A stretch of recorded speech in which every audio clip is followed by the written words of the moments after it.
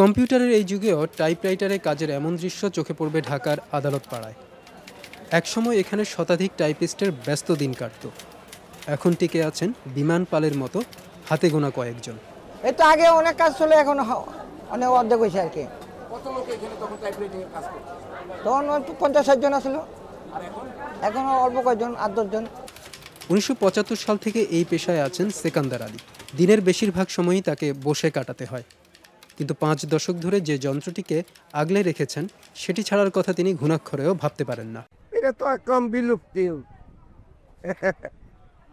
এখন যে ইংলিশ কিছু টাইপ আছে, ইংলিশ এই যে ফিল আপ সরকারি বা কিছু ফর্ম আছে, এগুলি যেমন ইলেকট্রিক টাইপ বা টাইপ এগুলি চলে আর কি। তখন যে ইনকাম হইতো ভালো চলা যায়। সরকারের নির্দিষ্ট কিছু ফর্ম পূরণ, আদালতের সমনে নাম ঠিকানা লেখানো, স্ট্যাম্প পেপারে কম্পোজ ভুল হলে সেটি ঠিক করে নতুন করে লেখা, গ্রাহকদের এমন সব কাজ করে দেন টাইপিস্টরা।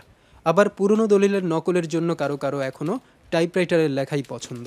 হাতের টাইপটাই ছিল ঐতিহ্যবাহী, কারণ কম্পিউটারের মধ্যে অনেক সময় মিচিং হয়ে জায়গা দু একটা কথা, তখন আমরা এই হাতের টাইপের আশ্রয় নিই।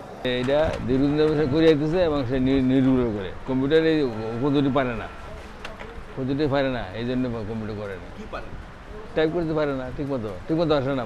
তবে টাইপরাইটারের যুগ যে শেষ হয়ে গেছে তা বোঝেন টাইপিস্টরাও। নতুন বা পুরাতন কোনো ধরনের টাইপরাইটারই এখন কিনতে পাওয়া যায় না। এর খুচরা যন্ত্রাংশ, কালি, কার্বন পেপার কোনো কিছুই সহজলভ্য না। তারপরও ভালোবেসে কিংবা নিরুপায় হয়ে এই পেশা ধরে রেখেছেন তারা। এখন আপনি কি এই পেশা টিকে থাকতে পারবেন কি মনে হয়? অনেক যতকাল করা যায় ততক্ষণ থাকতে।